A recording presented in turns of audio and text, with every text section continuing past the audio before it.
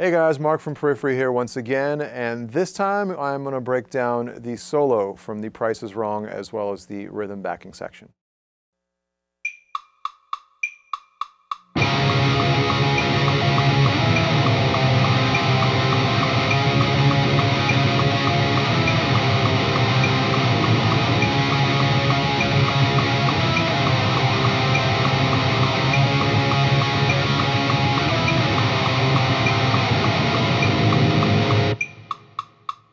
So the rhythm chord progression underneath the solo is pretty simple. It involves the same exact chord shape applied throughout, and it goes like this.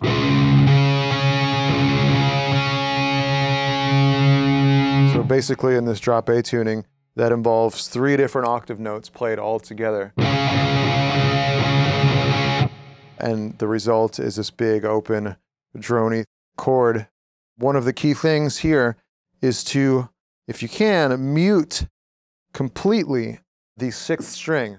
So when you're playing these 2 octaves with your index and middle finger, you don't want this note. You don't want that note ring in there. So you only want the 3 octaves that you're fretting.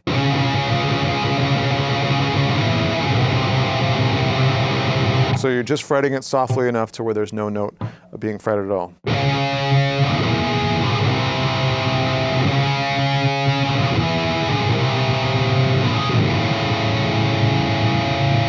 And if you hit some of these higher strings while you're playing, it's not a big deal because the whole purpose of this part is to sound a little bit messy and chaotic underneath the solo.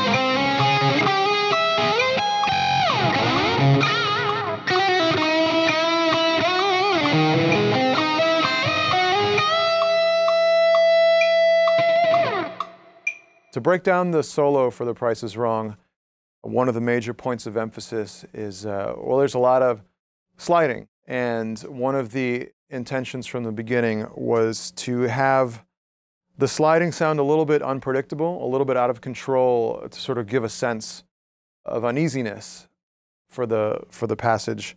The chord progression that happens under the solo is pretty simple. So there's a lot of room to play with changing registers, changing positions in the solo, and also a lot of room to slide in unpredictable ways back and forth. So I'll start with the first position in the solo. Again, at full tempo, it slid down pretty fast.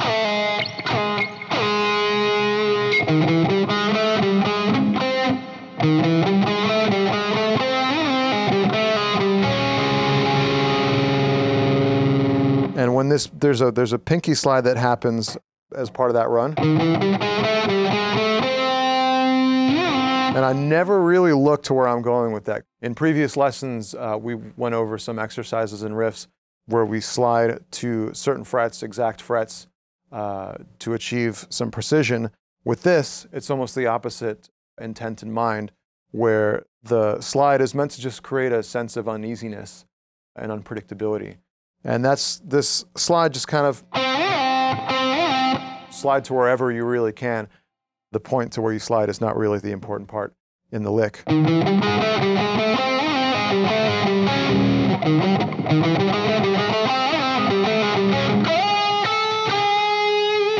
again,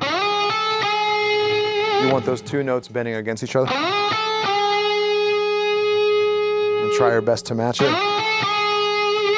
And again, this begins another slidey section. The next lick involves the same exact shape that shifts up a series of frets, and that goes.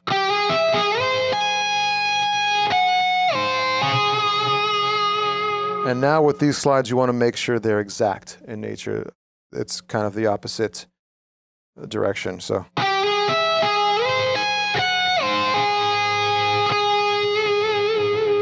You'll see here in this next lick that I'm using a lot of double notes. And you'll notice that you get two slightly different timbres between the B and the G string. And the lick goes like.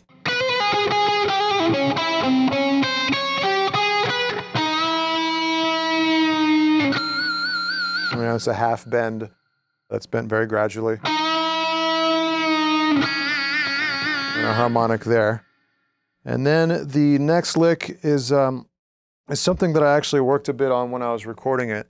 I don't improvise a lot of my licks and solos. I tend to sit in front of a computer and compose. And if a lick or if a move tends to inspire me in a certain way, I'll try recording it over the section, and if it sticks and sounds good, I'll keep building off of that.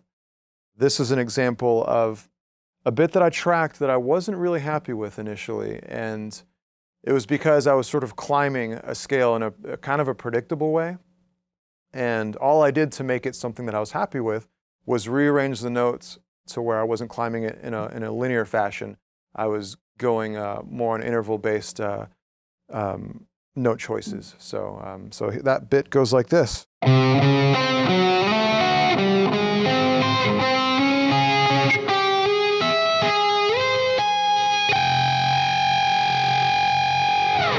So you see I'm like climbing up in groups of 3 there.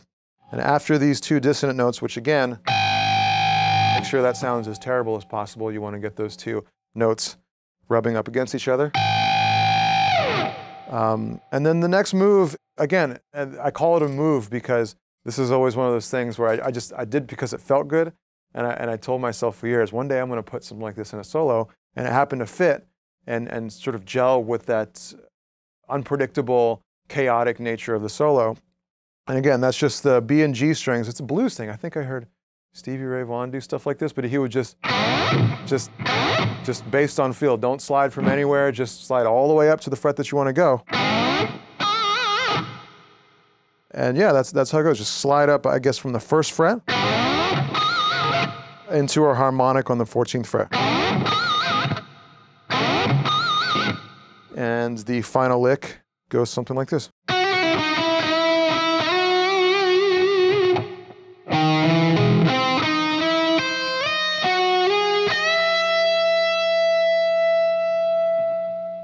That run could have been played on a more compact section of the fretboard. I don't really have to do those slides, but again, there's a sense of movement and fluidity that I wanted to achieve by climbing the neck as opposed to just playing it in one section on the fretboard.